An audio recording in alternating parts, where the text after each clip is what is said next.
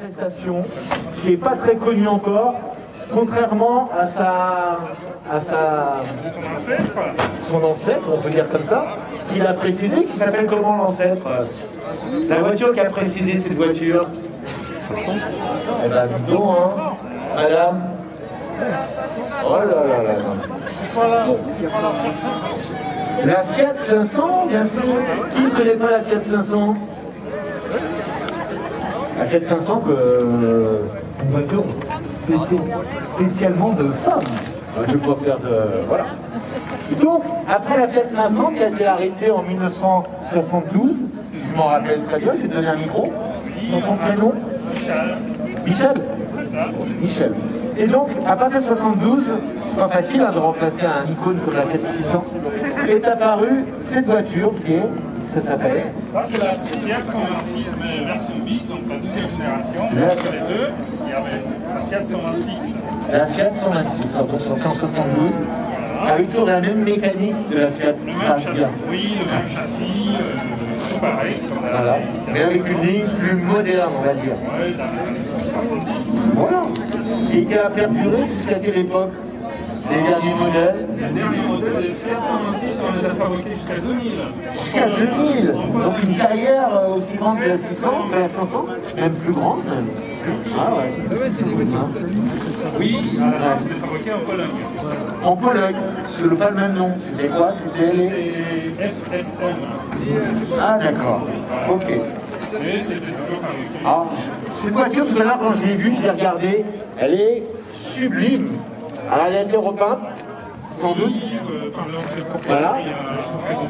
Alors, le grand avantage de cette voiture, elle est plus moderne que la 500, même si la 500, on ne pourra jamais la remplacer, elle a vraiment une bouille à part. Celle-ci, elle est un peu plus carrée. Elle possède un haillon. Un haillon, mais malgré le moteur arrière, elle a un haillon. En fait, ils ont changé la motorisation, donc ils ont mis un petit bicylindre à plat qui permet de loger tout en bas. Donc c'est pas le même moteur que la 500? Non. Ça n'a rien à voir? Ça n'a rien à voir. Ok. Donc on a un moteur à plat qui permet d'avoir justement un coffre, hein, contrairement à un moteur classique plus haut. Ce qui permet, comme les coccinelles qui avaient... Et donc, ils ont changé le système de refroidissement qui maintenant est à l'eau. Ah oh, c'est plus un moteur en refroidissement à air. Exact. D'accord. Donc pourquoi on a fait ce changement? Pour gagner en fiabilité, en puissance aussi. D'accord. Parce qu'un grand ventilo, ça prenait la puissance du moteur. Alors on voit très bien que le moteur il est à plat, hein. Regardez, il est couché. Comme dans la nouvelle Twingo. Voilà, comme dans la nouvelle Twingo, la 3e génération, c'est vrai. Le radiateur, il a été mis sur le côté, et surtout, avec le ventilo. C'est plus un moteur, sur la Fiat 500, c'est un moteur... C'est ce qu'on disait. C'est un boxeur. Là, oui. C'est plus un boxeur, si. Oh, c'est un bicylindre à plat. À plat. Bicylindre, voilà. En ligne, ouais. C'est-à-dire qu'un boxeur, les pistons sont opposés. Ouais. Là, ils sont du même côté, mais on va sur voir le côté. l'auto Bianchi après comment... Voilà, on verra d'ailleurs sur l'auto Bianchi qui nous suit. Voilà. Qui essaye de nous suivre. Je rappelle, avant de continuer, je cherche une voiture à présenter. Alors si quelqu'un peut aller, moi je ne peux pas me déplacer, si quelqu'un peut aller voir, je vois pas. Voilà, une voiture, tu mets un petit mot dessus. Alors j'en viens à cette Fiat, donc vous voyez tout est bien, vraiment, ça rentre au millimètre. On revient au radiateur, ça rentre au millimètre. Mais ça permet d'avoir un haillon et d'avoir un petit coffre. Alors, il ne faut peut-être pas mettre des denrées périssables dedans parce que là, ça va vite chauffer. Bon, c'est pratique pour les livreurs de pizza, elle reste toujours chaude. Alors, les pizzas, je veux bien. Des légumes ou un bout de saucisson, ça va vite tourner. Voilà. Mais c'est vrai, le côté pratique est déjà par rapport à une 500, parce qu'on compare bien sûr avec la 500. On a à l'intérieur 4 places. Il est un peu plus logeable que la 500. Avec des... Alors, c'est des housses. C'est des housses, oui, parce que le siège d'origine était un peu modèle. D'origine, c'est quoi? C'est en tissu? C'est en tissu comme ça. Voilà, c'est le même motif qu'on a sur les contreportes. Voilà. Elle est de quelle année celle-ci? J'ai oublié déjà. Elle est de 1988.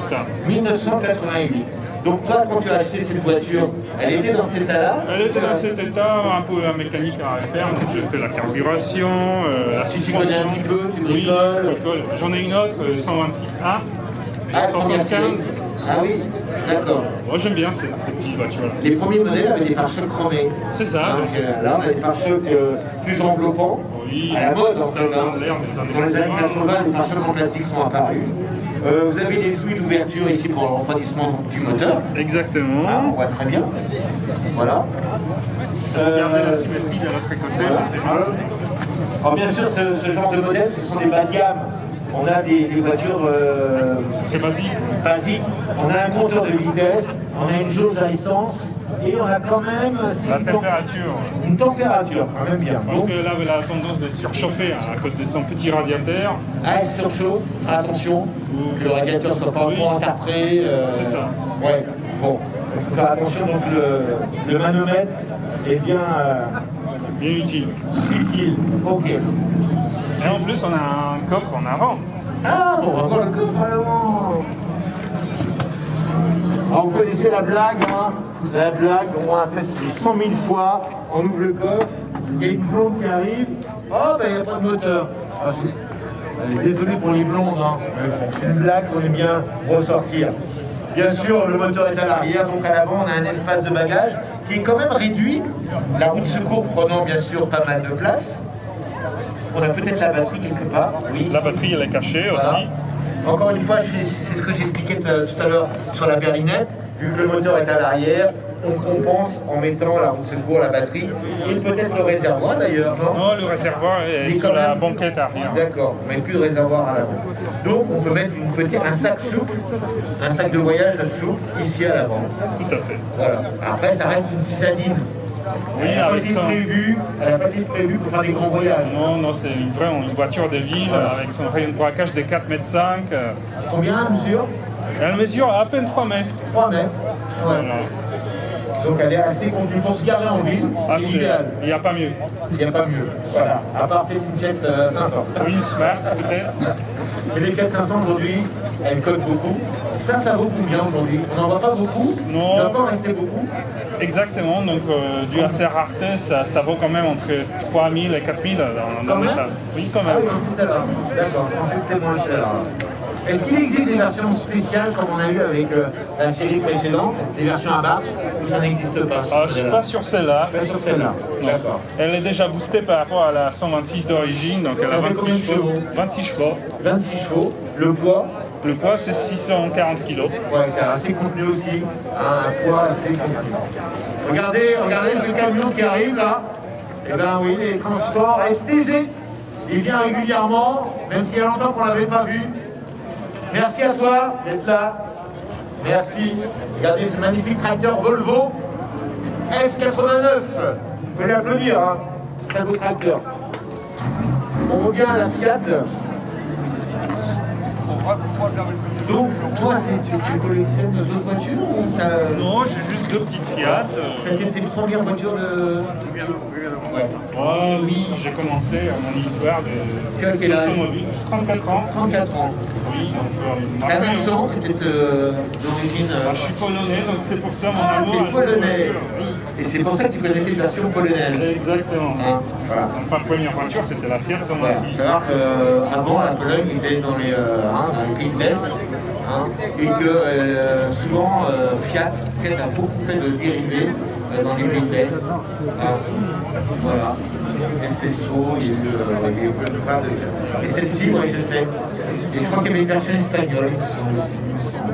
Non, c'est ça? Non, il n'y a pas eu? Bon. Ok.